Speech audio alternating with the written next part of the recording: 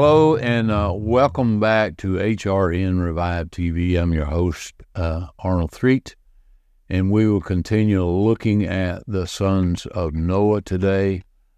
I want to share you a little personal testimony time here leading into the scriptures that we'll be sharing today because it means a lot to me. As a young lad, I was carried to church on a faithful basis, but at 18, I rebelled and left home and was in rebellion for approximately 10 years. And I remember as a child going to that Church of God, little community church that we had, and the evangelists would come every August when it was nice and hot. They always preached on hellfire and brimstone. And as a young lad, I walked around terrified, thinking that any moment the earth was going to catch on fire and burn up me with it. So at the age of 28, I surrendered after running from the Creator for about 28 years. And it was at a revival, and it was in August. But it was in a Baptist church.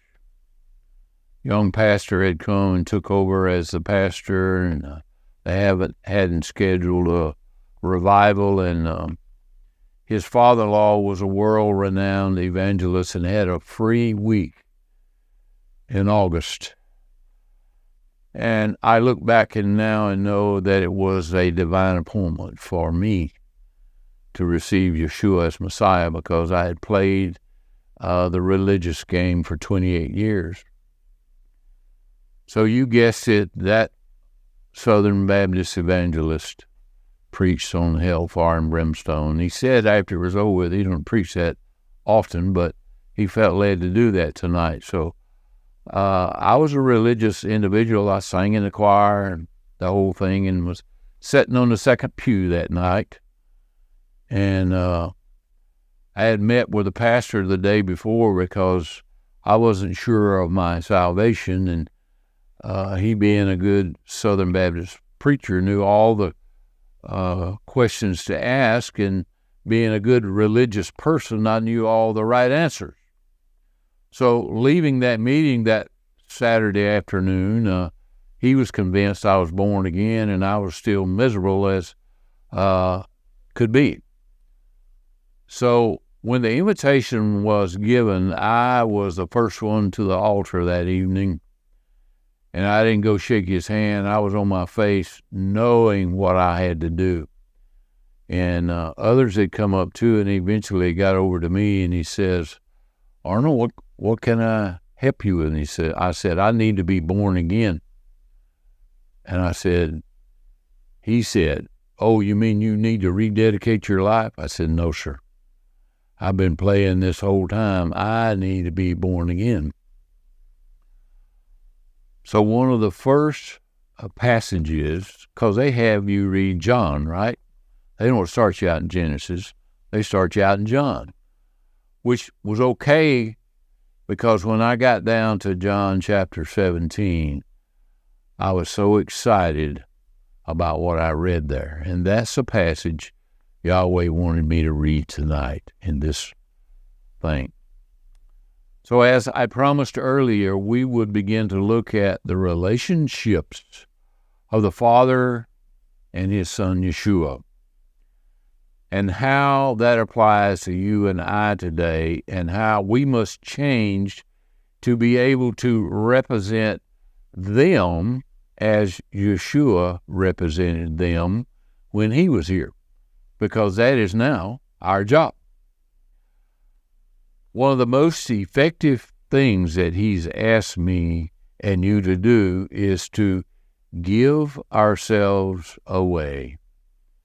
And by that I mean He asked us to give ourselves away for the kingdom of Yahweh, just like His Son Yeshua did when He was here. He demonstrated that principle immaculately. He gave Himself away as a pattern for us to follow. So as we look at John chapter 17 in its entirety, I hope tonight, we will be able to see how deep and how important that relationship is and was, not only to the Father and the Son, but to us as well. So let's begin in verse 1. Yeshua spoke these things and lifted up his eyes to heaven and said, Father, the hour has come. Glorify your Son, that your Son may glorify you. As you gave to him authority over all flesh, so that to all which you gave to him, he may give to them everlasting life. And this is everlasting life, that they may know you, the Elohim of truth, and Yeshua Messiah, whom you have sent. It is time for you and I to pick up our role to glorify the Son and the Father. He not only glorified the Son, Father also glorifies us as we correctly and properly represent him to a lost and dying world. So here we see the inseparable relationship that Yeshua is talking about, and that we too have this same inseparable relationship. We are to glorify both as we share our relationship with those that do not know him. So as we pick up in verse 4, we can get a little more excited. I have glorified you on the earth. I finished the work that you gave me to do. And now, Father, glorify me with yourself, with the glory which I had with you before the existence of the world. You and I are to glorify them on the earth by finishing the work that he gave us to do. We are to complete what Yeshua started. We are to complete where the apostles left off. So when we talk about going back to the good old days when everything was right, that's what he's talking about. We will go back, in my understanding, and pick up where the apostles left off, because that's where things started to change for the worse. They will in turn glorify us as their children. Let's pick up in verse 6. I revealed your name to the men whom you gave to me out of the world. They were yours, you gave them to me, and they have kept your word. Now they have known that everything that you have given to me, I have given to them, and they received them, and they know that I have truly proceeded from your presence, and they believe that you have sent me. I pray concerning them. I do not pray concerning the world, but concerning the ones whom you gave to me, because they are yours, and all my things are yours, and yours are mine. And I have been glorified in them. And no longer am I in the world, yet these are in the world. And I come to you, Holy Father, keep them in your name, those whom you gave to me, that they may be echad, united as we are united, are one. What a beautiful picture. He is willing to share some of the glory that he and the Father have. As we glorify his name, he will lift up who we are and draw all men to himself through us his appointed representatives on the earth. I'm going to read you one verse out of Ephesians chapter 3. It's verse 14. So join me there, if you will. Ephesians chapter 3, verse 14. Paul says, "For this reason I bow my knees to the Father of our Master Yeshua Messiah, whom every family in heaven and on earth is named." So back in Romans chapter 8, we were sealed in the likeness of his Son, Yeshua. Every one of us are sealed and are called by Yod-Heh-Vav-Heh's set-apart names. So why in the world would we not want to glorify the one whom we serve, the one to whom has given us everlasting life, if we continue to the end? Back in John 17, in verse 12, we read, "While I was with them in the world, I kept them in your name. I guarded those whom you gave me, and not one of them was lost, except the son of perdition, that the scriptures might be fulfilled." What a textbook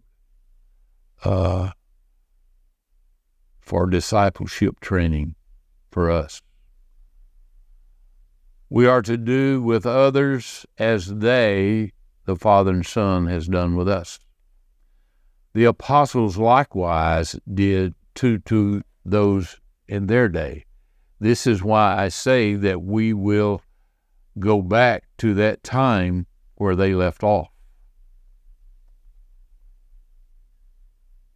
Verse 13 says, "And now I come to you, and I speak these things in the world, that they may have my joy being fulfilled in them. I have given them your word, and the world hated them because they are not of the world, as I am not of the world. I do not pray that you take them out of the world, but that you keep them from the evil one. They are not of the world, even as I am not of the world. Sanctify them in your truth. Your word is truth. As you have sent me into the world, I also have sent them into the world." That is our mandate, ladies and gentlemen, to be trustworthy disciples of the Creator of the universe, because he has sent us into all the world to tell them who he is, who his Son is, and who he is. Verse 19, he says, "And I fear for their sakes. I sanctify myself so that they may also be sanctified by truth." If we are sharing the Creator of the universe with others, we had best be sanctified. If not, the enemy of our soul will point that out, and we will have very little effective witness. Verse 20, "And I do not pray concerning these only, but also concerning those who will believe in me through their word, that all may be echad, as you and I are in one, that they also may be echad in us, that the world may believe that you sent me. And I have given them the glory which you have given me, that they may be echad, as we are echad." Ladies and gentlemen, we have no other position except to be echad with each other, with our Creator King and his Son. There is no room for 40,000 plus denominations on planet Earth. We should be echad. We should be one. We should be united with our Father and his Son. Verse 23, I and them and you and me, that they may be perfected in one, and that the world may know that you sent me and loved them even as you loved me.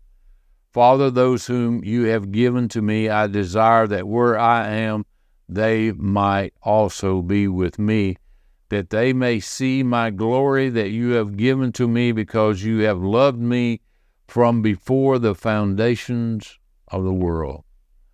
Righteous Father, indeed, the world did not know you, but I knew you, and these have known that you sent me, and I made known your name to them, and will make it known, that the love with which you love me may be in them, and I in them.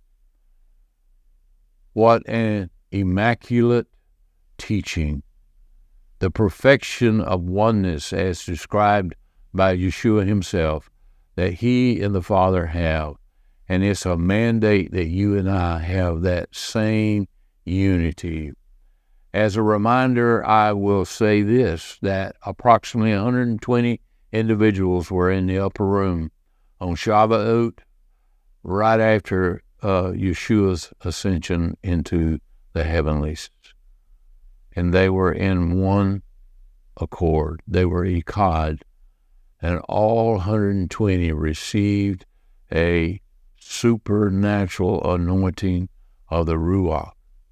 He is going to finish that one day. As his set-apart people are in unity with each other, he will once again pour out his Spirit in like manner, because we have joined the Father and the Son and have become one with them. It's part of our eternal destiny as the children of Yod-Heh-Vav-Heh and his Son Yeshua to be echad with him. It is my hope that we can achieve a goal towards being oneness, so that we can adequately represent Yeshua where the apostles left off, in one accord, doing, saying, encouraging people to come, and they came threes and fives and bunches of hundreds all across the universe as the apostles spread their personal testimony of how Yeshua actually represented the Father.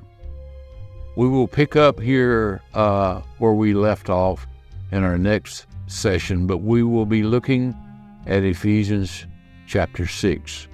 So if you will, join in reading Ephesians chapter 6, verses 10 and following, about how we physically prepare to be one with Yeshua.